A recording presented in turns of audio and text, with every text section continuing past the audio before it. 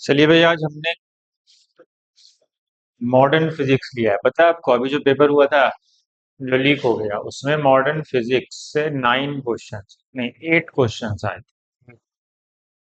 और unit and measurement से 3 question आए थे। मतलब मॉडर्न फिजिक्स और यूनिट एंड मेजरमेंट दोनों मिला के 11 क्वेश्चन, मतलब अप्रोक्स 25% क्वेश्चन। समझ रहे हो?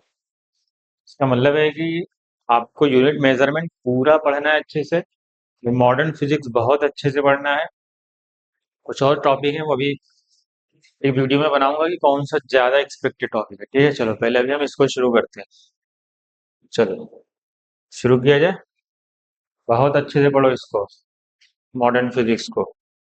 समझ गए? चलो शुरू करते हैं। पहला क्वेश्चन ये आपके सामने है। पढ़ो क्वेश्चन क्या है। एक इलेक्ट्रॉन विथ मास है, विद इनिशियल वेलोसिटी, वेलोसिटी दी है उसकी, किधर जा रहा है? वी नॉट आई कैप, मतलब पॉजिटिव एक्स डायरेक्शन में वो मूव कर रहा है। ठीक, v not into i cap आपको दिया हुआ है। ठीक, इंटरस मैग्नेटिक फील्ड कह रहा है, जो मैग्नेटिक फील्ड है वो किधर? उसकी जो मैग्नेटिक फील्ड है वो पॉजिटिव वाई डायरेक्शन में ना, बी नॉट जे का। If the initial D Broglie wavelength T बराबर 0 पे, कह रहा है जब वो फील्ड के अंदर इंटर किया वी नॉट वेलोसिटी से, तो उसकी जो डी ब्रॉगली वेवलेंथ है वो lambda not, then its value often time. वो होता है जब ये फील्ड में इंटर करे। क्या इंटर करेगा? क्या इस पे कोई वर्क हो रहा होगा? क्या इस पे कोई वर्क हो रहा होगा? क्या इसकी वेलोसिटी में चेंज आएगा? तुम्हें पता है ये क्या, हम जब ये किसी यूनिफॉर्म फील्ड में इंटर करेगा और ऐसे घूम जाते हो, पता है ना, मैग्नेटिज्म पढ़े हो ना, उसी को लिंक किया है यहाँ।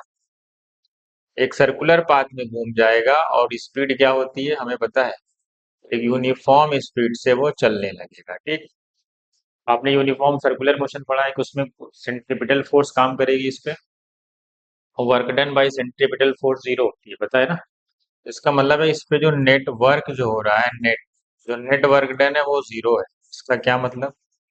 वर्क डन 0 से क्या मतलब है? आपने वर्क एनर्जी थ्योरम का, चेंज इन काइनेटिक एनर्जी, तो नेटवर्क 0 मतलब change in kinetic energy, kinetic energy में चेंज नहीं आ रहा है। मतलब जो v है वही u है, मतलब वेलोसिटी बदली ही नहीं। अगर वेलोसिटी नहीं बदली तो पता है डी ब्रॉगली वेवलेंथ का फार्मूला लैम्डा इक्वल टू क्या होता है? h upon m into v, यही होता है। आपने पढ़ा है h upon m into v. तो जब वेलोसिटी चेंज ही नहीं हुई तो डी ब्रॉगली वेवलेंथ भी नहीं बदलेगी। इसका मतलब हमारा करेक्ट ऑप्शन है ये। कौन सा ऑप्शन है भाई? ये।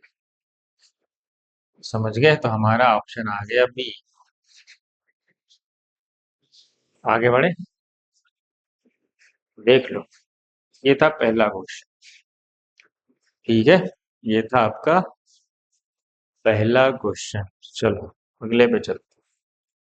दूसरा क्वेश्चन ये पढ़ो उसको, फिर से पढ़ो और उसको सॉल्व करो। लाइट सोर्स है जिसकी वेवलेंथ इतना use to generate photo electrons, कह रहा है कोई लाइट सोर्स है जिसकी वेवलेंथ इतना है जो फोटो इलेक्ट्रॉन जनरेट कर रहा है, जिसका स्टॉपिंग पोटेंशियल दिया हुआ 0.2 वोल्ट। कह रहा है वर्क फंक्शन, कह रहा है उसका वर्क फंक्शन क्या होगा in the experiment. Work function कितना दिया हुआ है? वर्क फंक्शन आपको दिया हुआ है अल्फा इंटू 10⁻³ -9। हमें वही अल्फा की वैल्यू पता करनी है, यहाँ ऑप्शन दिया हुआ है। आपको पता है जो वेवलेंथ जो वहां से लाइट आ रही, वो लाइट कितनी आएगी? hc/λ। वो दो काम में जाती है। पहला क्या होता है भाई? दो काम में जाती है, एक उसकी काइनेटिक एनर्जी में जाती है और दूसरी वर्क फंक्शन में जाती है। उसको हम फाई नॉट ले लें या डब्ल्यू नॉट, जो भी ले लो, कोई मसला नहीं। ठीक, और हमें पड़ा है कि जो हाफ एम वी स्क्वायर होगा यही तो ईवीएस होता है, hc/λ। एच कितना होता है भाई? मैं पूरा नहीं सॉल्व करूंगा, मैं आप पे छोड़ूंगा, मैं वैल्यू रख दिया। इंटू 3 × 10⁻⁸ यही ना करेक्ट? hc/λ वेवलेंथ है 331 नैनोमीटर है, मतलब 10⁻⁻, मतलब इतनी एनर्जी आके उस सरफेस से टकराई। आपको पता है जब जितनी एनर्जी टकराती है वो दो काम में जाती है, एक तो इलेक्ट्रॉन को वहां से निकालने में और जो बच गई वो उसकी काइनेटिक एनर्जी में। और उसको स्टॉप करने के लिए कितना पोटेंशियल लग रहा है? 0.2। इसका मतलब ये जो काइनेटिक एनर्जी है इसकी जगह क्या यूज होगा? ईवीएस ना, क्योंकि हमें स्टॉपिंग पोटेंशियल दिया, वेलोसिटी दी। इलेक्ट्रॉन का चार्ज कितना होता है? 1.6 इंटू 10⁻⁹ इंटू स्टॉपिंग पोटेंशियल दिया 0.2 प्लस फाई नॉट। ये हमारा वर्क फंक्शन है और यही वर्क फंक्शन हमसे पूछा गया है, यही फाई नॉट। इसको सॉल्व करें, इसको इस तरफ ले आए, पहले 10 की पावर को एडजस्ट कर दें, 9 को ऊपर ले जाए, 9 और 8 कितना होगा? 17, और -34 से 17 निकल जाएगा तो कितना बचेगा? 10⁻⁻17। 3 6 18, 3 6 18 और 1 19, 19.8 अपॉन 331। ठीक, अब देखो इसको मल्टीप्लाई कर लो, 16 2 32, मतलब आ रहा है 0.32 इंटू 10⁻⁻19 प्लस फाइव नॉट। तो देखो हमें किस में चाहिए? -19 में ही चाहिए। ठीक, बस अब क्या करना है, इसको -19 बनाओगे तो दो जीरो इसको देना पड़ेगा तो ना -19 होगा। इसके बाद आप सॉल्व करेंगे तो आएगा 1980 अपॉन 331 इंटू 10⁻⁻19। ये वैल्यू इधर ले आओ, -0.32 into 10⁻⁻19 equal to five not. ये आपका वर्क, -19 कॉमन ले लो क्योंकि यहाँ पे -19 है। -19 कॉमन लो, इसको इससे डिवाइड करो, -0.32 कर दो, आपका फाइनल आंसर हो जाएगा। ठीक, अब मैं ये आप पे छोड़ रहा हूँ, कितना आ रहा है? 6। मुझे ऐसा लग रहा है 330 अगर मान लें तो ये 0 हो जाएगा, 3 से डिवाइड कर दें, 11 आ जाएगा, 3 4 क्या 6। सॉल्व करके बताना क्या यही आ रहा है? मुझे तो लग रहा है यही आता हुआ दिख रहा है। आप इसको एग्जैक्ट चेक कर लेना कि मुझे तो एग्जैक्ट वही लग रहा है कि आ रहा है। अब आप उसको सॉल्व कर लेना और फाइनली आप मैच कर इसको, बस -19 तो वहाँ है ही, बस इसको डिवाइड करके -0.32 करोगे तो अल्फा आ जाएगा। ठीक है, देख लो एक बार अच्छे से। अब मैं बढ़ता हूँ अगले क्वेश्चन पे। ये है आपका अगला क्वेश्चन। पढ़ो क्वेश्चन क्या कह रहा है। कह रहा है कि एक लाइट वेव है described bye E is equal to 60 sin in omega, ये sin this t plus sin this t, sin omega T है, ये ओमेगा 1 ओमेगा 2 ओमेगा दिया होगा, falls on a metal surface जिसका वर्क फंक्शन इतना है, पहले मैक्सिमम काइनेटिक एनर्जी बताओ। चलो कैसे निकलेगा, वर्क फंक्शन दिया, कह रहे मैक्सिमम काइनेटिक एनर्जी निकाल, बताओ कैसे। देखो हमसे मैक्सिमम काइनेटिक एनर्जी पूछा, क्या पूछा है भाई? Maximum kinetic energy. अब बताओ कैसे, कितनी एनर्जी? चलो हमारा फार्मूला क्या होता है, जो एनर्जी होती है वो दो काम में जाती है, कहाँ कहाँ भाई? एक तो काइनेटिक एनर्जी में जाती है उसकी, और दूसरे वर्क फंक्शन में। ठीक, और एनर्जी कैसे निकलेगी हमें एच दिया हुआ है क्वेश्चन में, इसका मतलब है कि एच और न्यू से निकलेगी, फ्रीक्वेंसी से। हमसे काइनेटिक एनर्जी पूछा है plus work function. Work function कितना दिया हुआ है? 2.8 इलेक्ट्रॉन वोल्ट। ध्यान दें किसमें दिया है? Electron volt. हमें ये फ्रीक्वेंसी क्या लेंगे, हमें यहाँ पे पता है एंगुलर फ्रीक्वेंसी, ये ओमेगा 2 है और ये आपका ओमेगा 1 है। और हमसे मैक्सिमम काइनेटिक एनर्जी, ये मैक्सिमम कब आएगी? जब ये ज्यादा होगा। ये ज्यादा कब होगा? कौन सा ओमेगा लिया जाएगा, बस इतना बता दो। जो ओमेगा ज्यादा होगा, हमें पता है ओमेगा क्या होता है, 2 पाई एफ होता है, या न्यू भी लिख सकते हो, कोई मसला नहीं। तो यहाँ से न्यू आ जाएगा कितना? ओमेगा/2 पाई। तो ये ओमेगा 2 वाला लिया जाएगा, क्यों? क्योंकि हमें काइनेटिक एनर्जी मैक्सिमम चाहिए, तो हम फ्रीक्वेंसी है, ये फ्रीक्वेंसी है और ये एंगुलर फ्रीक्वेंसी है, ध्यान दें। हमने एंगुलर फ्रीक्वेंसी को फ्रीक्वेंसी में कन्वर्ट करना पड़ेगा। तो एच की वैल्यू बताओ क्या होगी? 6.6 इंटू 10⁻⁻34, और फ्रीक्वेंसी की जगह क्या लिखेंगे मैं? ओमेगा/2 पाई, और ओमेगा क्या लेना है वहां लिखा हुआ है। 12 × 10⁻15 अपॉन 2 पाई। लेकिन मुझे ध्यान दो इधर, काइनेटिक एनर्जी देखो किसमें दी है, इलेक्ट्रॉन वोल्ट में। मुझे उसको इलेक्ट्रॉन वोल्ट बनाना पड़ेगा, वो जूल में है जो तुम्हें लिखा है, ये जूल में आ रहा है। तो मुझे क्या करना पड़ेगा, इलेक्ट्रॉन के चार्ज से इसको डिवाइड करना पड़ेगा। तो मेरी, बस इसको सॉल्व कर लेना, फिर इसको ले जाके उधर माइनस कर देना, बस यही करते हैं। ठीक है, समझ गए कि नहीं समझे? इसको सॉल्व करो, उसको लाके इधर माइनस, पहले पावर को एडजस्ट करो, 19 ऊपर ले जाओ। 19 और 15 कितना होता है, 34 बस है ना। तो ये वाला और ये वाला कैंसिल हो। बस अब इसको सॉल्व कर लो, 2 से डिवाइड कर दो, 2 6 12, 6 6 36, 6 6 36 और 39 अपॉन 1.6 इंटू 5 इक्वल टू क्या आ गया, kinetic energy plus 2.8 electron volt. और ये भी किस में आ गया, अब ये तुम्हारा जो आया है ये भी इलेक्ट्रॉन वोल्ट में। बस आप इसको सॉल्व करें, इसको लाके माइनस करें, आपका आंसर हो जाए। ठीक है, आप पे छोड़ते हैं इसको अब। बस अब आप इसको सॉल्व कर लें, इसको डिवाइड करें और 2.8 ले जाके माइनस कर दें। समझ गए? ये कुछ अच्छे क्वेश्चन दिए गए हैं। ठीक है, चलो अगला क्वेश्चन यहाँ क्या कह रहा है, de Broglie wavelength of an oxygen molecule at 27 degree C is this, value of x is, हमें वो डी ब्रोगली वेवलेंथ दिया हुआ x इंटू 10⁻⁻12, हमें x पूछा है। ठीक है, लेंथ कांस्टेंट दिया है, बोल्ट्जमैन कांस्टेंट दिया है और मास दिया है ऑक्सीजन मॉलिक्यूल का। पहले बताओ डी ब्रोगली वेवलेंथ के फार्मूले क्या होते हैं। यहाँ पे एक गैसियस मॉलिक्यूल है तो एनर्जी यूज करना पड़ेगा। हमारा फार्मूला क्या है, 2m इंटू काइनेटिक एनर्जी, यही ना पड़े। बस यहाँ पे काइनेटिक एनर्जी की जगह क्या यूज किया बताओ, एवरेज काइनेटिक एनर्जी कितनी होती है, 3/2 kT, इसी का बस यूज किया जाओ। के क्या है हमारा, बोल्ट्जमैन कांस्टेंट, इसी को हम एवरेज काइनेटिक एनर्जी बोलते हैं। तो बस इसी का यहाँ पे यूज करना है। फार्मूले में जब रखोगे तो 2m इंटू 3/2 kT रखना पड़ेगा, कि बोल्ट्जमैन कांस्टेंट क्वेश्चन में दिया हुआ। तो ये 2 से ये 2 हट जाएगा, तो मेरा जो फाइनल जो फार्मूला ही पूछा जा सकता है, 3m/kT, बस सारी वैल्यू तुम्हें पता है, अब रख नहीं पाओगे। बस अब इसी फार्मूले में आप रख दें।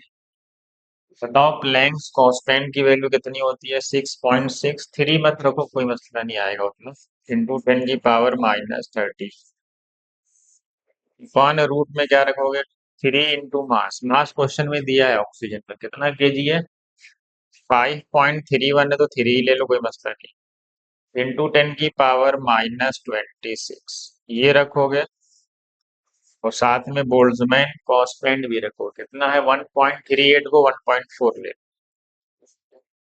इंटू 10⁻⁻23। अब आपको इसको सॉल्व करना है। टेम्परेचर कितना दिया है, 27, मतलब 300। ये कुछ ऐसा बन पूरा देख लो। अब बस आपको कैलकुलेट करना पड़ेगा इसको अच्छे से। पहले पावर को सॉल्व करते हैं, -26 -23 कितना हुआ भाई, 49 ना, 49 से 2 जीरो कम कर दो, मतलब एक ही जीरो कम करो ताकि बाहर निकाले।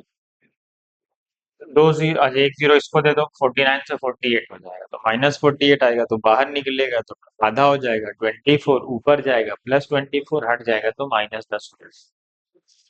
क्या हो जाएगा ये, 10⁻⁻10 बचेगा, और ऊपर क्या बचेगा, 6.6 इंटू 10⁻⁻10। मैं पूरा नहीं सॉल्व कर रहा हूँ, थोड़ा सा आधा सॉल्व कर दे रहा हूँ। ये 3 3 जा 9, 3 5 जा 15, तो ये आया 15.9। तो अप्रोक्स 16 ही ले लो, क्या फर्क पड़ता है, एग्जाम में ऑप्शन दूर दूर है तो आ जाएगा आंसर। इसको 16 ले लो, 1.4, एक जीरो यहाँ से हटाए थे तो एक जीरो डेसिमल, 14 3 जा 42, यहाँ से 4 आएगा, यहाँ से कुछ 6 पॉइंट। अब इसको आप सॉल्व कर लो, इसको सॉल्व करेंगे तो नीचे बड़ी वैल्यू आएगी, इसको -12 बना लेना। इसको जब -12 बनाओगे तो ये 660 आ जाएगा, सही। 16 2 ज़ा 32, 672 है। तो बताए 25 का स्क्वायर कितना होता है, 625, मतलब 25 से थोड़ा ज्यादा है ना, 25 से थोड़ा सा ज्यादा, 25 से थोड़ा ज्यादा है और वो कितना आ रहा है 660 के आसपास, और 25 से थोड़ा सा अगर मान लेते मैं 25 होता है तो पता है कितना आता।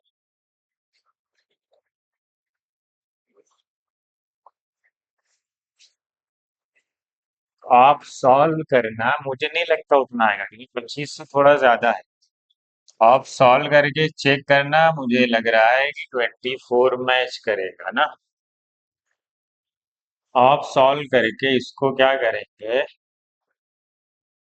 इसको सॉल्व करके मैच कराएंगे, ठीक, या तो मुझे लग रहा है यही मैच करेगा, ठीक है, आप देख लेना, थोड़ा सा उसको मैच करा लेना थोड़ा।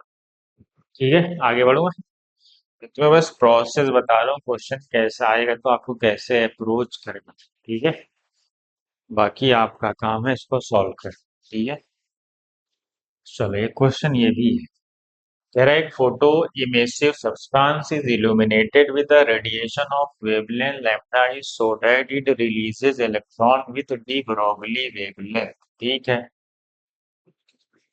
पहला जो रेडिएशन आ रहा है उसकी वेवलेंथ कितनी है, लैम्डा आई, मतलब इंसिडेंट लाइट की जो एनर्जी है SC by lambda I, correct, ये इंसिडेंट फोटॉन की एनर्जी है।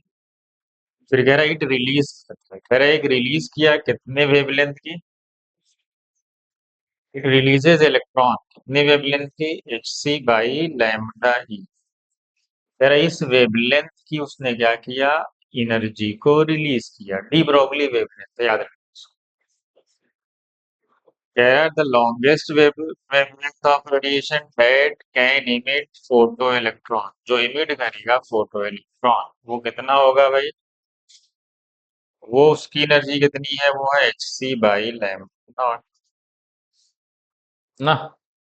अब यहाँ पे जो एनर्जी आएगी, अब हमें क्वेश्चन में क्या पूछा है, ये क्या था आपका एच सी बाई, क्या था, लैम्डा, क्या था, रिलीजेस इलेक्ट्रॉन।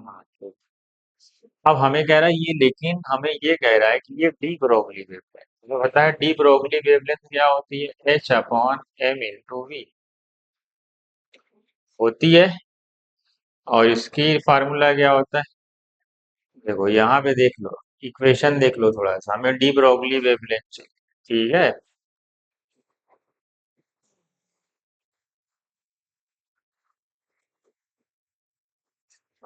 हाँ, तो इसको थोड़ा सा और कन्वर्ट कर,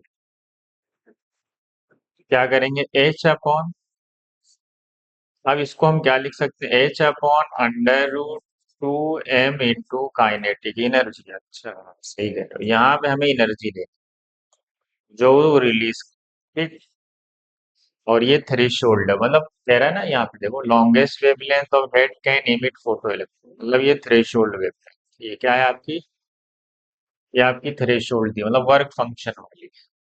तो यहाँ से जो काइनेटिक एनर्जी है वो यही है, तो इसको लाके यहाँ पे रखना पड़ेगा, दोनों तरफ squaring both, squaring both side करोगे तो लैम्डा ई का square H square upon 2m के ई, अब यहाँ पे लाके रखना पड़ेगा, ठीक है। कितना आएगा भाई देख लो, अच्छे क्वेश्चन कुछ आएंगे तो ऐसे ही कुछ रहेगा, ध्यान देना, काइनेटिक एनर्जी उधर गया ये इधर आ गया, कितना हो गया, समझ गए, क्या हो गया, H square upon 2m into lambda E का square plus H C by lambda, एक एच से एक एच हटा दो सबको, इसको ले जाएंगे उधर, क्या आ जाएगा, C by lambda I minus C by lambda not equal to H upon 2m lambda E का होल स्क्वायर, सी कॉमन है वहाँ, इसको थोड़ा सॉल्व कर लो, सी कॉमन है, लैम्डा नॉट माइनस लैम्डा आई upon lambda naught into lambda, इस फॉर्मेट में, अच्छा 1/लैम्डा के ही फॉर्म, तो इसको रहने दो। बस सी कॉमन ले लो, सी कॉमन, ये इधर जाएगा ये नीचे, मुझे ये निकालना है। ये इसको उधर कर दो, इसको इधर कर दो। Lambda e square is equal to h आपका क्या आ रहा है, इसको नीचे लाना, क्या हो जाएगा 2m, सी बाहर आ गया, 1/λ i माइनस 1/λ। अब देखो ऑप्शन मैच कर, स्क्वायर है तो रूट में चला जाएगा पूरा, तो हमारा ऑप्शन ये आ रहा है, देख लो ये आ रहा है ना, देख लो। ये इंसिडेंट एनर्जी है, उसकी काइनेटिक एनर्जी है, और ये थ्रेशोल्ड है उसकी, समझ गए, जिसको हम वर्क फंक्शन को, जिससे वो निकला है। तो यहाँ पे उसने डिब्रोगली का यूज करवाया एनर्जी का, तब जाके हमारा फाइनल आंसर ये आ गया। अब इसको रूट में कर दोगे तो वही तो मैच कर दो। कुछ अच्छे क्वेश्चन दिए गए ताकि आपकी प्रैक्टिस अच्छी हो, क्योंकि 8 क्वेश्चन आए थे मॉडर्न फिजिक्स से, ध्यान से इस बात का। ये बताओ, light is incident on a metallic plate having work function if the produce photo electron zero kinetic energy, मतलब उसके पास एनर्जी ही नहीं बची, मतलब सारी एनर्जी उसको बस वहां से निकालने में चली गई। मतलब जो एनर्जी थी वो किस में चली गई, सीधा सीधा वर्क फंक्शन। तुमसे पूछा एंगुलर फ्रीक्वेंसी, हमें पता है फाई नॉट क्या होगा, एच न्यू नॉट। एनर्जी कितनी इंसिडेंट हुई, 1 10 × 10⁻²⁰। फाई नॉट क्या होगा, एच न्यू नॉट। करेक्ट। ये तो threshold work function, threshold frequency. तो यहाँ से आपका न्यू नॉट, थ्रेशोल्ड फ्रीक्वेंसी क्या आएगी भाई, थ्रेशोल्ड फ्रीक्वेंसी क्या आएगी, कुछ नीचे जाएगा, 110 × 10⁻²⁰ या अपॉन 6.6 ले लेता हूँ, इंटू 10⁻²4। ठीक, -34 ऊपर ले जाओ, कितना हो जाएगा, +34। 20 हटा दो, 20 हटा दोगे तो कितना बच जाएगा बताओ भाई, 20 हटा दोगे तो 14 बचेगा। ऑप्शन मैच करा दो। ये हमसे ध्यान दो, क्वेश्चन ध्यान दो, क्वेश्चन उसने फ्रीक्वेंसी नहीं पूछा, क्या पूछा है, ध्यान देना, ध्यान, एंगुलर फ्रीक्वेंसी मतलब ओमेगा पूछ रहा है। ओमेगा नॉट क्या होता है, 2 पाई × वी नॉट, मतलब इसको वापस से हमें 2 पाई से मल्टीप्लाई कर, समझ गए। आप इसको सॉल्व करें, ये वी नॉट है, तो हमारा आंसर क्या आएगा, 2 पाई × 1 1/6.6 × 10⁻⁴। इस पूरे को आप सॉल्व करें तब आपका आंसर है 10⁻16 में आएगा, ये तो कंफर्म। 14 में तो नहीं आएगा, क्योंकि ये वैल्यू बहुत बड़ी है, ये 16 तक चला जाएगा, ठीक है। मुझे तो नहीं लगता 50, ये दोनों में से कोई एक मैच करे, ठीक है। अब आप इसको सॉल्व करके मैच कराएं, ठीक है, इन दोनों में से कोई एक मैच, मैं तुम्हें बस फॉर्मेट बता रहा हूं एग्जाम में कैसे कर। अगला क्वेश्चन ये आसान सा क्वेश्चन है, इसके पास देखो ऑप्शन नहीं। चलो पहले इसको सॉल्व कर दो, फिर बताती हूँ ये कहाँ आया था। Work function of silver and sodium, work function दिया है, सिल्वर का ज्यादा है, सोडियम का कम है। The ratio of the slope of stopping potential versus, stopping potential versus frequency, आपको पता है ना स्लोप क्या होता है, आपने पढ़ा था स्लोप जो होता है वो tan थीटा, वो किसके बराबर होता है, h/e के, याद आया। ये उनके वर्क फंक्शन पे डिपेंड ही नहीं करते, ये तो कांस्टेंट होता है सबके लिए, आपने वो ग्राफ बनाया होगा ना ऐसे बात। तो ये तो स्लोप जो होता है वो तो इंडिपेंडेंट होता है, किसके, इंडिपेंडेंट होता है किसका, वर्क फंक्शन का, मतलब जो स्लोप होता है ये क्या होता है, कांस्टेंट होता है। क्या होता है ये, कांस्टेंट होता है, इसका मतलब रेशियो पूछा है तो रेशियो तो 1, रेशियो तो 1 आएगा, दोनों का स्लोप बराबर है। ये क्वेश्चन शायद 2023 में पूछा हुआ था, जेई एडवांस, ये आसान सा क्वेश्चन है, कहीं भी पूछा जा सकता है, इसलिए नीट में भी पूछा सकता है, जेईई में कहीं भी पूछा जा सकता है, क्योंकि ये इजी क्वेश्चन है, बेसिक थ्योरी बेस्ड। ठीक है, आगे बढ़ते हैं। चलो इसका बता दो, क्या कह रहा है कि when a light of a given wavelength falls on a metallic surface, the stopping potential for photoelectrons, ठीक है, if a second light having wavelength twice of the first light is used, the stopping potential drops हो गया कितना, 0.7 volt, the wavelength of first light। हमें दो equation बनानी है। चलो, तुम्हारी इक्वेशन क्या होती है, इंसिडेंट लाइट क्या होती है, एच सी बाई लैम्डा होती है। ये इंसिडेंट लाइट की एनर्जी, ये कहाँ खर्च होती है, दो कामों में। एक काइनेटिक एनर्जी में, काइनेटिक एनर्जी क्या लिखा जाएगा, क्योंकि स्टॉपिंग पोटेंशियल है तो हम ईवीएस लिखते हैं, ठीक। और प्लस दूसरा कहाँ जाती है, वर्क फंक्शन फाई का। वर्क फंक्शन तो मेटल का वही रहेगा, बस लाइट अलग अलग है, मतलब वेवलेंथ बदल रही है। मेटल का वर्क फंक्शन तो नहीं बदलेगा, मेटल वही है, बस अलग अलग लाइट आके उस पर पड़ रही है। तो वर्क फंक्शन तो मेटल की प्रॉपर्टी होती है, लाइट से थोड़ी डिपेंड करेगी। तो पहले वाले की वेवलेंथ हमने लैम्डा मान ली, कह रहा second light having wavelength twice, कह रहा जो दूसरी वाली वेवलेंथ यूज की गई वो 2 लैम्डा थी। और इसका इक्वेशन क्या बनेगा, मैं यहाँ पे वैल्यू ही लिख देता हूँ ताकि सॉल्व हो जाए।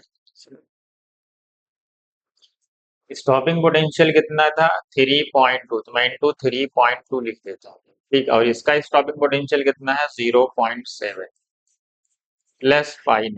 तो हमने दो इक्वेशन बना ली, हमसे पूछा क्या है, वेवलेंथ, मतलब फर्स्ट लाइट की वेवलेंथ तो लैम्डा ही थी, दूसरे वाली की 2 लैम्डा थी, तो ये इक्वेशन वन। तो सब्ट्रैक्ट कर रहा हूँ मैं, किसको, पहले से दूसरे, 1 - 2 करने जा रहा हूँ, ठीक। बताओ, एच सी बाई लैम्डा में से minus h C by 2 lambda minus करोगे तो एच सी बाई 2 लैम्डा ही बचेगा। H C by lambda common लोगे, 1 - हाफ, हाफ ही आएगा, ठीक। इसलिए हमने डायरेक्ट लिखा, ये 3.2 है, ये 0.7 है, तो 3.2 से 0.7 माइनस करोगे तो कितना आएगा, 2.5 इंटू इलेक्ट्रॉन है तो इलेक्ट्रॉन का चार्ज लिख दो। और वर्क फंक्शन क्या हो गया, सब्ट्रैक्ट होके खत्म हो गया, क्योंकि फाइव नॉट से फाइव नॉट तो कैंसिल हो जाएगा। वेवलेंथ पूछा, लैम्डा इधर ले जाओ, इसको इधर ले जाओ, बस अब सॉल्व कर लो। छोड़ दो, लैम्डा इधर, इसको इधर, एच की वैल्यू बताओ कितनी होगी भाई। अच्छा हाँ, एनर्जी अगर इलेक्ट्रॉन वोल्ट में है तो डायरेक्ट भी तो निकाल, अच्छा वेवलेंथ यहाँ में, अच्छा, ऐसे भी तो निकाल सकते हो, रुक जाओ रुक जाओ, इलेक्ट्रॉन वोल्ट में है ना। अगर आपकी काइनेटिक एनर्जी इतने इलेक्ट्रॉन वोल्ट, साथ में इलेक्ट्रॉन भी तो है, तो इलेक्ट्रॉन है और ये वोल्ट है, तो पता है हम 14 कितना लेते हैं, 12,400 लेते हैं ना। लेकिन ये 2 एक्स्ट्रा है नीचे, याद रखना है, तो 2 को लेना पड़ेगा, तो मैं शॉर्टकट वाला यूज कर रहा हूँ, नीचे 2.5 ले लो। एनर्जी हमने किस में ले लिया, इलेक्ट्रॉन वोल्ट में, क्योंकि इलेक्ट्रॉन वोल्ट ही तो है ये पूरा, ये पढ़े हो ना। बस इसको सॉल्व कर लो, कितना आ गया, ये 5 हो गया, 5 से डिवाइड करो इसको, 5 × 2 = 10, 5 × 4 = 20, 5 × 8 = इतना। ये किस में आता है पता है ना, ये आता है एंगस्ट्रम में। एंगस्ट्रम का मतलब 10⁻⁻10 है, मतलब 2480 × 10⁻⁻10 मीटर। तो ऑप्शन देखते हैं। अच्छा, -8 में, -8 में क्या होगा, 2.48 × 10⁻⁸ तो इसको अप्रोक्स 2.5 × 10⁻⁸ मीटर आ जाए। कहाँ है भैया, कहाँ है, अबे हाँ, कहाँ गड़बड़ ये, क्या, सही तो है ना सब। अच्छा है, 5×10 चौक 20, 5×8 = 40, 2.5 × 10⁻⁻8, कौन सा मैच कर रहा है भाई, उससे मैच करता हुआ डी, तो मैं डी मार्क करूंगा, ठीक है। अच्छा, तुम एकदम एग्जैक्ट रख के निकालो, एच और सी, तो भी तो 12,400 ही तो लेते हैं, 12,400 थोड़ा सा ज्यादा लेते हैं क्या, देखना 2.9 वाला तो नहीं आ रहा है, थोड़ा ज्यादा लेंगे, 2.5 से 2.9 भी हो सकता है, हम जनरली 12,400 ही लेते हैं ना। मैच करना एक बार सॉल्व करके इसको तो सारी वैल्यू रख के। ठीक है, आगे बढ़ते हैं। विच of the following phenomena can not be explained by wave theory of light. Wave theory of light इसको नहीं डिफाइन करती, बताओ। रिफ्रैक्शन डिफाइन करती है, पढ़े हो। रिफ्लेक्शन डिफाइन करती है, डाइफ्रैक्शन डिफाइन करती है। बच्चा क्या फिर? इसको नहीं डिफाइन कर पाते, क्योंकि इसको डिफाइन करने के लिए आपको क्वांटम थ्योरी चाहिए। इसमें हमें पार्टिकल नेचर को कंसिडर करना पड़ेगा, समझ गए? इसलिए इसको डिफाइन नहीं करती। आगे बढ़िए। चलो अगला क्वेश्चन है, de Broglie wavelength associated with an electron. पढ़ो क्या लिखा है। accelerated through a potential difference V is lambda and de Broglie wavelength associated with the proton accelerated through same potential। अच्छा, दोनों का पोटेंशियल क्या ले लिया? सेम। हमें डी ब्रोगली वेवलेंथ का फार्मूला पता है क्या है भाई? जल्दी बताओ। h upon under root 2m/v। ठीक, हमें पता है पोटेंशियल कह रहा है सेम है, दोनों के चार्ज भी सेम होते हैं, टू भी सेम, एच भी, चार्ज तो सेम ही होता है। बस मास के इनवर्स आ गया तो लैम्डा ही तो आसान हो गया। देखो लैम्डा इनवर्सली प्रोपोर्शनल टू है, तो किसका पूछा है? इलेक्ट्रॉन और प्रोटॉन का। तो मास इनवर्स है तो प्रोटॉन का मास ऊपर, इलेक्ट्रॉन का मास नीचे। प्रोटॉन का मास ज्यादा होता है, इसलिए डी ब्रोगली वेवलेंथ इलेक्ट्रॉन की ज्यादा होगी। कौन सा ऑप्शन आ गया? पहला। पहला ही। ये तो इजी था। आगे बढ़ जाए। ये आप एटॉमिक स्ट्रक्चर में भी पढ़ते हो। चलो अगला question. In photo electric effect on increasing the intensity of incident light the stopping potential increases। सही है? नहीं सही। हमें पता है स्टॉपिंग पोटेंशियल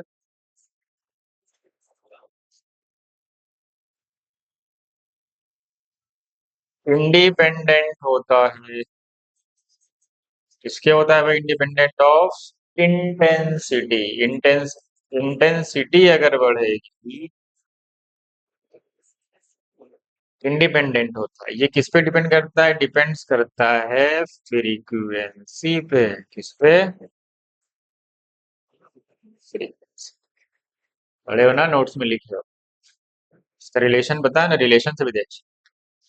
जब, समझ गए, फोटो इलेक्ट्रॉन्स बढ़ जाते हैं, जब इंटेंसिटी बढ़ाओगे तो फोटो इलेक्ट्रॉन्स बढ़ जाएंगे, फोटो इलेक्ट्रॉन बढ़ेंगे तो फोटो इलेक्ट्रिक करंट भी बढ़ जाएगा। Increase in intensity of light increases the rate of photo electron. देखो वही तो लिखा जो मैं बोला था।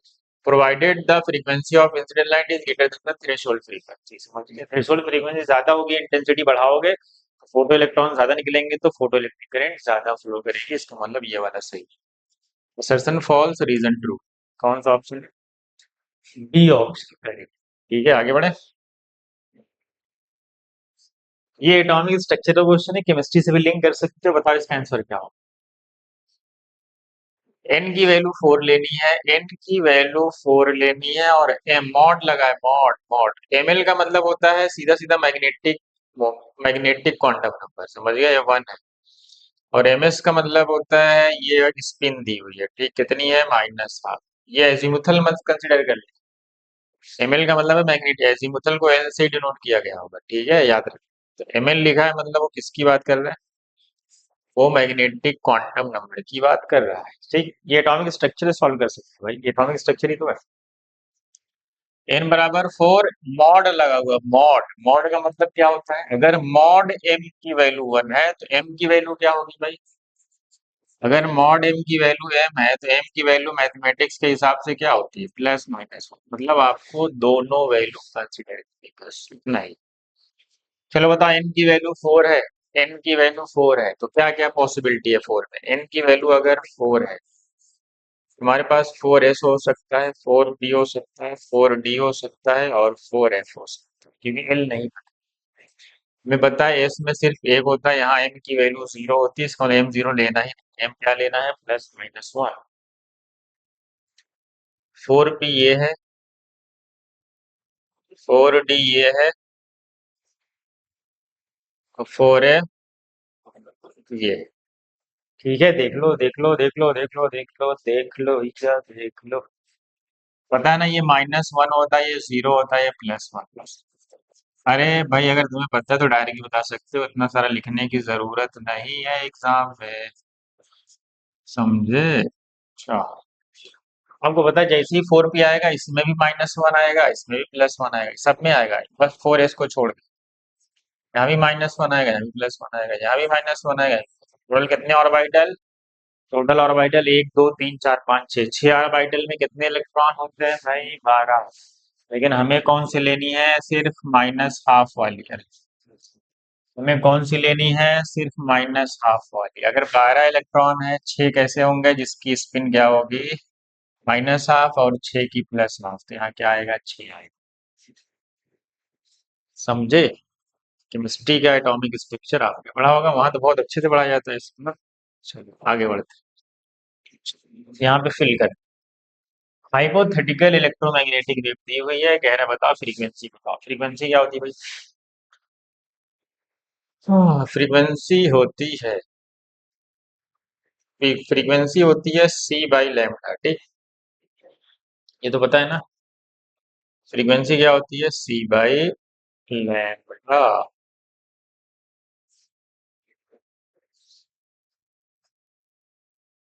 करेक्ट। फ्रीक्वेंसी होती है c/λ। अब लैम्डा कितना होगा? ये कर्व बना, आपको पता है ना वेवलेंथ कहाँ से कहाँ तक होती है। पूरी एक कंप्लीट लूप जब कंप्लीट होगा तो ये पूरी वेवलेंथ होती है, ये वेवलेंथ होती है। और ये 1/4 दिया है, जितना ये उतना ये इतना ये इतना, मतलब इसका 4 टाइम्स जो होगा वो वेवलेंथ होगा। समझ गए? बस क्वेश्चन सॉल्व हो गया। बताओ सी क्या होता है? 3 × 10⁻⁸। वेवलेंथ कितनी होगी? 4 टाइम्स। फिफ्थ मतलब 4 × 1.5 पाइकोमीटर। पाइको मतलब 10⁻⁻12। 12 ऊपर गया, 12 8 20 हो गया, पूरा चौका 60। 3/60 मतलब 6 आएगा, इंटू 10⁻20। ऑप्शन ढूंढ। 19 में देना है, 19 दोगे, एक जीरो इसको दे दो। 30/6 इंटू 10⁻19। ठीक। 6 5 ज़ा 30, मतलब यहाँ पे 5 भर। यहाँ पे क्या फिल करना है? समझ गए? ये तो आसान था। आगे बढ़ा जाए। सब सिलेक्टेड क्वेश्चंस लिए गए जो नीट में आ सकते हैं। चलो इसका बता दें भाई, बेस्ड ऑन द, यहाँ भी ऑप्शन नहीं, बेस्ड ऑन द यहाँ पे फिल करना है। बेस्ड ऑन द हाइजेनबर्ग, ये इंपॉर्टेंट है, ये अभी जो रीनीट होने वाले हैं। ये इंपॉर्टेंट है। और node node node node. Sai का ग्राफ, साई साई साई का ग्राफ, मैं एटॉमिक स्ट्रक्चर केमिस्ट्री की बात कर रहा हूँ। साई स्क्वायर का ग्राफ अगर ऐसा हो, कितने नोड होते हैं? दो, ये सबकी बात कर रहा हूँ। अच्छे से पढ़ लो, नोड और हाइजेनबर्ग अनसर्टेनिटी प्रिंसिपल। चलो, बेस्ड ऑन द हाइजेनबर्ग आते हैं क्वेश्चन पे वापस। Delta P into delta x क्या होता है भाई? H/4 यही ना पड़े। ग्रेटर और इक्वल टू हम इक्वल लेके सॉल्व करते हैं। ठीक?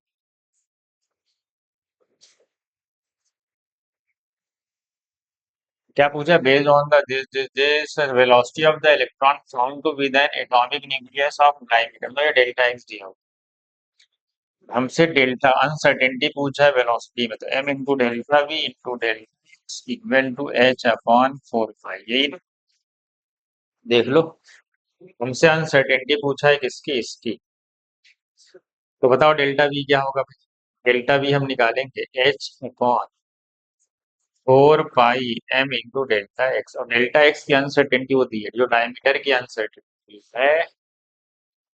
वही तो डायमीटर की अनसर्टेनिटी वही जो दी हुई है, डेल्टा एक्स। एच कितना होगा? 6.6 इंटू 10⁻⁻34 अपॉन 4 × पाई इंटू, ठीक है। एम कितना है? मास, मास कितना है? 9.1 इंटू 10⁻⁻31। ठीक। इंटू डेल्टा एक्स कितना लेना है? 10⁻⁻15। ये आ गया आपका फॉर्मूला। ठीक है।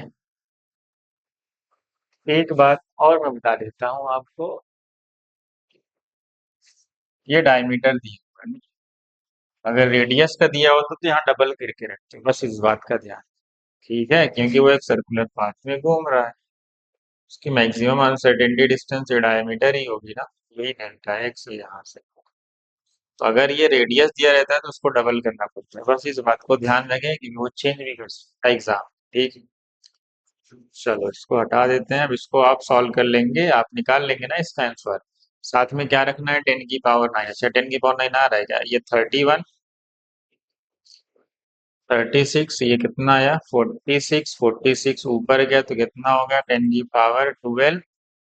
3 0 उसको दो, बाकी नीचे वाले से डिवाइड करो, कुछ ना कुछ आंसर आएगा। ठीक है, मैं आगे बढ़ो, आप सॉल्व कर लेना इसको। ठीक है, वहां फिल करो, क्योंकि हमें 10 की पावर 9 ही चाहिए ना। इसको 9 बना के 3 0 इसको दे देना, फिर ये 4.9.1 को मल्टीप्लाई करके उससे डिवाइड कर देना। ठीक, आगे बढ़ते हैं। चलो भाई बताओ, most of the mass of the atom and all its positive charge are concentrated in a tiny nucleus and electrons evolved in it is Rutherford model. सही, क्या कहा था रदरफोर्ड? हम्म, रदरफोर्ड ने क्या कहा था भाई, कि ज्यादातर मास कहाँ पाए जाते हैं, एक छोटे से रीजन में जिसको हम न्यूक्लियस बोलते हैं ना। तो सही तो है ना, ठीक है ना, concentrated in a tiny nucleus, सही बात। An atom is a spherical cloud of positive charges with electrons embedded in it. Is the special case of Rutherford model. है, रदरफोर्ड है ये तो, थॉमसन प्लम पुडिंग मॉडल। क्या कहा उसने, electron क्या स्फेरिकल क्लाउड है पॉजिटिव चार्ज का, ढेर सारे। क्या कहा उसने, क्या कहा उसने कि पॉजिटिव चार्ज के बीच बीच में इलेक्ट्रॉन क्या है भाई, यूनिफॉर्म डिस्ट्रीब्यूटेड, ऐसा कहा। ये किसने कहा था ये तो थॉमसन साहब ने कहा था, रदरफोर्ड ने थोड़ी। इसका मतलब ये तो रॉन्ग है, मतलब एक ट्रू है, statement one true, statement second false. तो थॉमसन का मॉडल था। आगे बढ़े। हाँ, minimum energy required by hydrogen atom in ground state to emit radiation in Balmer series is nearly, अच्छा question. Minimum energy required by hydrogen atom in ground state, ground state का मतलब n बराबर 1 से, Balmer Lyman का मतलब 1 से start होता है, बाल्मर 2 से। अगर कोई चीज रेडिएशन जब इमिट करेगा, क्या करेगा, रेडिएशन इमिट करेगा तो अपनी एनर्जी क्या करेगा, कम करेगा। तो हायर से कहाँ है, मतलब अगर उसको बाल्मर में जाना है एनर्जी इमिट करते तो मिनिमम 3 से कहाँ जाना पड़ेगा, 2 पे। तभी तो बाल्मर पे जा रहा है, क्योंकि लिखा है वहां पे इमिट कर रहा है, लिखा है ना वहां पे, क्या कर रहा है, इमिट कर रहा है। इमिट करके रेडी मिनिमम 3 से तो 2 पे जाएगा मिनिमम। लेकिन वो क्या कह रहा है, ग्राउंड स्टेट में इलेक्ट्रॉन, इसका मतलब है कि इलेक्ट्रॉन ग्राउंड स्टेट में है। इसका मतलब पहले इसको लाना पड़ेगा कहाँ, 3 पे, फिर वो जाएगा यहाँ पे। मतलब फिर इसका मतलब है कि पहले हमें ग्राउंड से एनर्जी लेनी पड़ेगी, मतलब हमें क्या करना पड़ेगा, E3, फिर जहां से उसको लाए थे, कहाँ से, -1 ग्राउंड स्टेट, तब जाके वो एनर्जी हमें इतनी एनर्जी रिक्वायर्ड है हमें, ताकि वो कहाँ पहुंच जाए, यहाँ पे। मतलब इसका जो डिफरेंस हो, ये उतनी एनर्जी हमें रिक्वायर्ड है उसके लिए।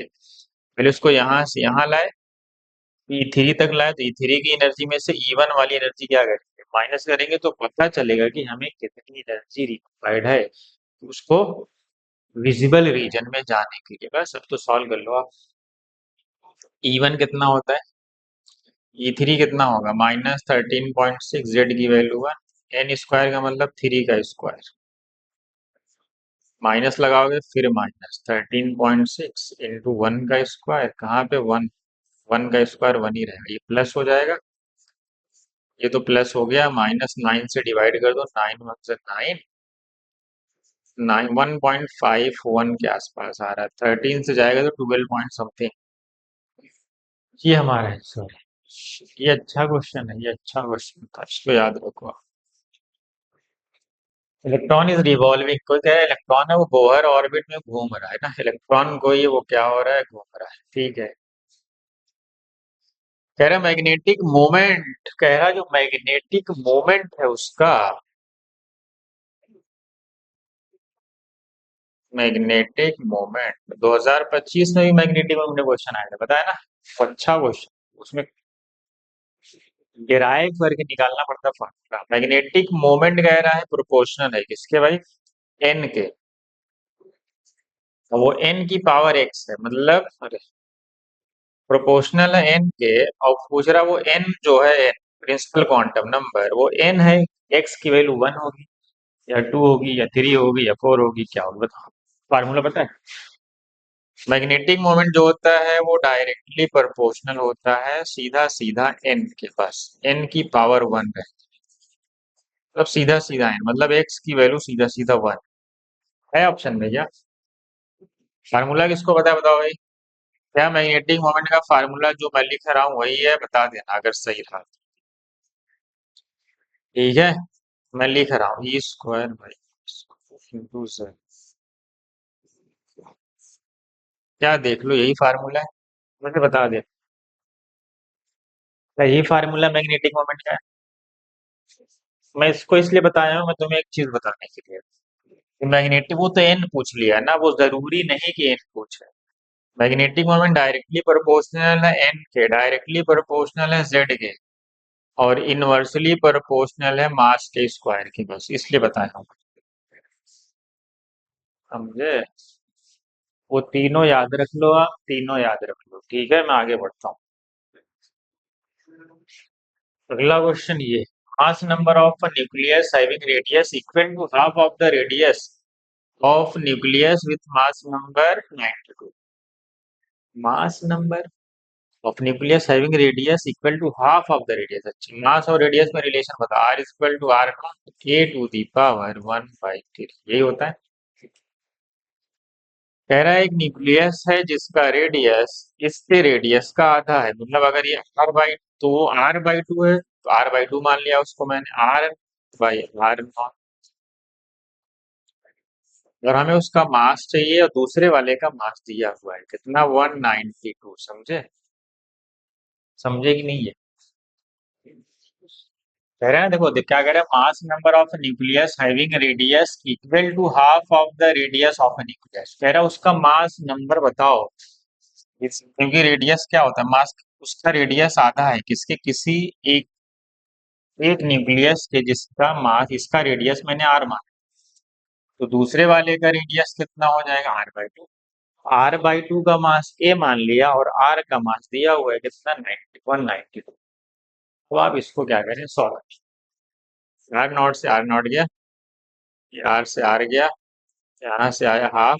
मैं दोनों तरफ क्यूब कर देता हूँ, तो इधर क्यूब करोगे तो ये हाफ हट जाएगा, ए अपॉन 192। ए गया इधर, ये आ गया इधर, अरे 192 गया ऊपर, 8 से डिवाइड कर दो, 192/8 कितना आएगा मास, 8 2 16, 8 4 32, 24 आए। ठीक है, आगे बढ़े। चल इसका मतलब, which of the following nuclear fragments corresponding to nuclear fission between neutron and uranium this is correct. ठीक है, बताओ कौन सा करेक्ट है। क्या कह रहा है, आगे लिखा हुआ है क्या। अच्छा, इसका हमें क्या कराया गया, फ्यूजन कराया गया, किसका, समझ गए। 92 और यूरेनियम 235 किसके साथ, न्यूट्रॉन 0 N1 के साथ, और जो प्रोडक्ट बना है वो ये। तेरा कौन सा मैच करेगा, तो कुछ नहीं करना है, ऊपर वाले को ऐड कर। कितना हो रहा है भाई, 236। आओ मैच कर, 140 ऐड करो फटाफट। 140 प्लस 94, यहाँ 3 न्यूट्रॉन है तो 3 आएगा, तो 4 3 7, यहाँ क्या है भाई, 236 चाहिए मुझे, लास्ट में 6, यहाँ क्या आ रहा है, 7। इसको ऐड करो, 153 प्लस 99 प्लस कितना, 3, कितना आएगा भाई, 100। कितना आ रहा है, ये ज्यादा आ रहा है, ये ज्यादा आ रहा है, ज्यादा आ रहा है। इसको ऐड करो, 144 प्लस 89 प्लस 9 4 13 4 17, तो ये भी नहीं मैच करता। 4 9 4 13 3 16, और आठ चार 12, 13, एक एक दो, 236, एक ही मैच कर रहा है। इसको ऑप्शन से मैच करा लीजिए, ठीक है। शायद इसको भी मैच कर लो, 6 6 12 और 5 3 8 और 1 9 92, ये भी 92 प्लस 0 92, 56 36, ये तो 0 है, ठीक है। तो हमारा मैच करेंगे, आगे बढ़ जाए। चलो भाई इसको बताओ। कह रहा है angular momentum of an electron in nth orbit is integral multiple of, क्या कह रहा है, इंटीग्रल एच, यहाँ पे है, इसको क्या बोलते हैं, इसको बोलते हैं रिड्यूस्ड, क्या जैसे रिड्यूस मास आता है तो वैसे रिड्यूस्ड, अरे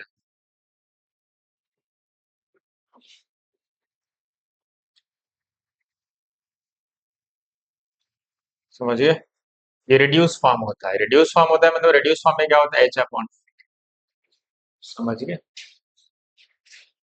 इसका मतलब ये तो सही, पहला को रिड्यूस फॉर्म बोलते हैं, ये क्या है, रिड्यूस फॉर्म है किसका, H upon 2 by Planck's constant, ठीक है। ये आगे बढ़ो, nuclear force do not obey the inverse square law, सही बात। ये इनवर्स स्क्वायर लॉ थोड़ी, ये मास के बीच में थोड़ी ग्रेविटेशनल फोर्स थोड़ी है, ये इलेक्ट्रोस्टैटिक फोर्स थोड़ी है, समझ गए, ये न्यूक्लियर फोर्स, ये इनवर्स स्क्वायर लॉ पे ग्रेविटेशनल फोर्स, इलेक्ट्रोस्टैटिक फोर्स, ये सब depend. Nuclear forces are spin dependent, सही बात, स्पिन पे डिपेंड करती है। Nuclear forces are central forces, ये मसला, ये गड़बड़, सेंट्रल फोर्सेस नहीं भाई, सेंट्रल फोर्सेस में कौन आती है, ग्रेविटेशनल, ये सब आती है, तो wrong. Stability of nucleus is inversely proportional to the value of packing fraction, packing fraction क्या होता है, अगर किसी का पैकिंग फ्रैक्शन ज्यादा है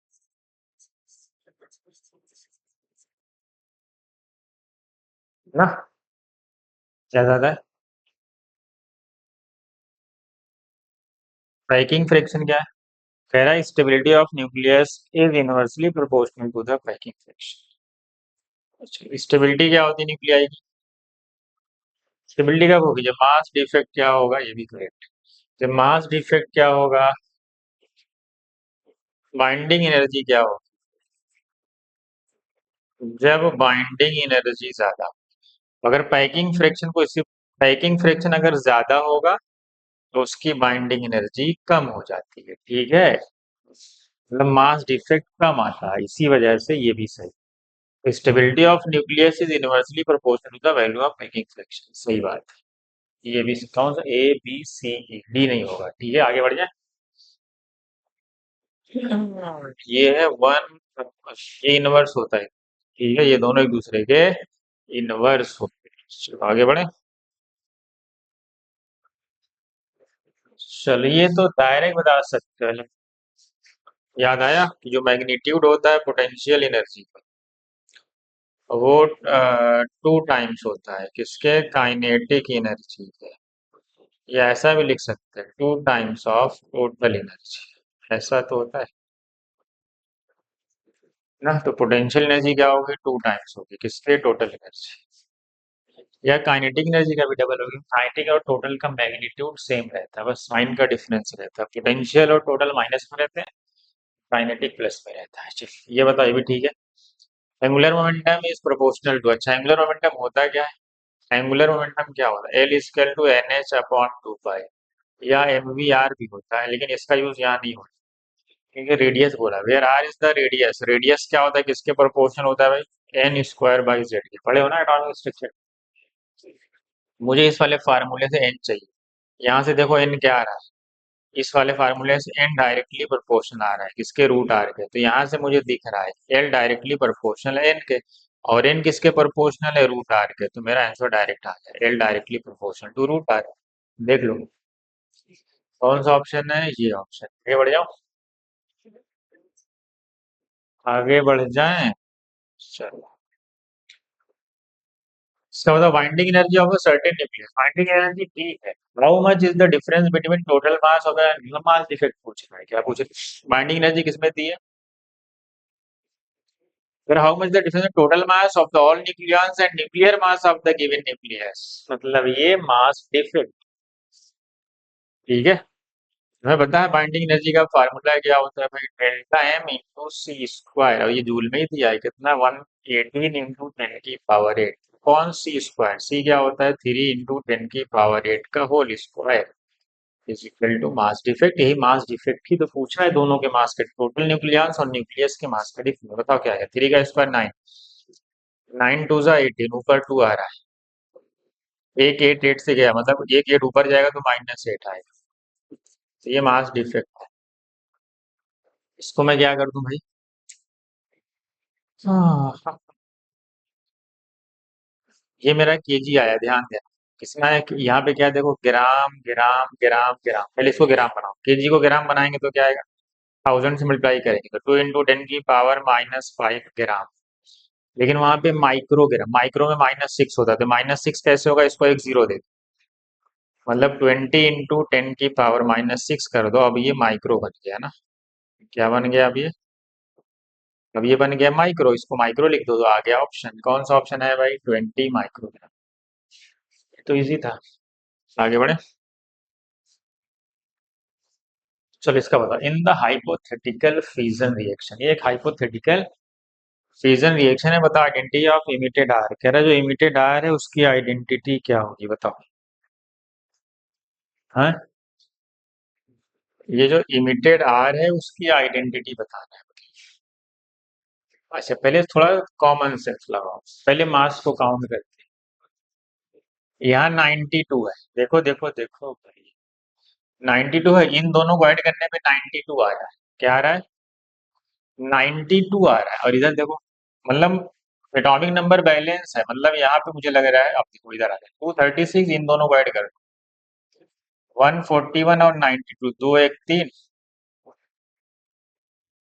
हम्म, कितना आ रहा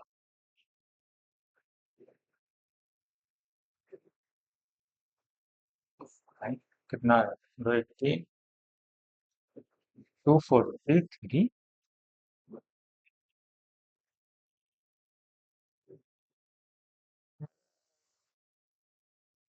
यहाँ 3 आ रहा है, यहाँ पे आया 233 यार। अब सोचिए यहाँ क्या होगा। हमें टोटल कितना चाहिए? 236, मतलब हमें क्या करना पड़ेगा, 3 न्यूट्रॉन और निकालने पड़ेंगे, मतलब 30 n1 कुछ ऐसा। तब ऊपर 3 बढ़ेगा, नीचे बढ़ाना ही नहीं, क्यों? क्योंकि इन दोनों को, जो इन दोनों का सम है वही 92 के बराबर है। तो मतलब मुझे क्या इमिट हुआ है? Emitted particle neutron. समझ गए? इमिटेड पार्टिकल न्यूट्रॉन है, क्योंकि 3 मास में ऐड होगा, एटॉमिक नंबर में कुछ नहीं ऐड होगा, बैलेंस करके आप निकाल सकते हैं। समझिए? समझे कि नहीं समझे? चलो, ये लास्ट क्वेश्चन 25 में, ये पार्ट 1। ठीक है, टोटल 3 4 पार्ट में आएगा, ठीक है, ये पार्ट 1 है। टोटल हम 100 के आसपास क्वेश्चन लेंगे। हमने पिछले बार भी कुछ क्वेश्चंस लिए, आप उसको भी सॉल्व कर सकते हैं, चैनल पे अपलोडेड है, वो भी अच्छे क्वेश्चन सब। कह रहा एनर्जी बताओ 1 ग्राम की क्या होगी, बताओ एनर्जी का फार्मूला क्या होगा? m इंटू सी स्क्वायर, मास कितना है? 1 ग्राम, याद रखो। मेगा इलेक्ट्रॉन वोल्ट है, मतलब जूल बनाना पड़ेगा, मतलब 1 इंटू 10 की पावर -3 kg इंटू 3 इंटू 10 की, पहले जूल बना लो। कितना आएगा? 16। ये कितना आएगा? 9। ये आसान है भाई, फटाफट सॉल्व करो। कितना आएगा ये? 3 का स्क्वायर 9, 16 से 3 निकल गया, कितना आया? 30। ये जूल है। जूल को अगर हम इलेक्ट्रॉन वोल्ट बनाते हैं तो क्या होता है? 1.6 इंटू 10 की पावर -9। अगर मेगा बनाना है तो 10 की पावर 6 से और डिवाइड, बस इसी को सॉल्व कर। इसको क्या कर लें आप? सॉल्व कर लें बस। 19 ऊपर जाए, 19 से 6 निकला, कितना? 13 दूनी 26। तो मेरा फाइनल आंसर लग रहा आ गया, कौन सा? पहला ही आ रहा है। इसको मैच। ठीक है, ये था 25 क्वेश्चन आज के हमारे, हमने खत्म किया। अभी ये 25 हुआ है। अभी सेकंड पार्ट आएगा, फिर 25, फिर थर्ड पार्ट, फिर ऐसे आता है। ठीक है, चलो बढ़ते रहो। कैसा लगा सेशन? सब अच्छे क्वेश्चन सिलेक्ट किए गए थे जो आपको अच्छे, ताकि आपका रिवीजन अच्छे से हो जाए। ठीक है, वो सड़े सड़े एक एक लाइन वाले नहीं, ठीक। चलो।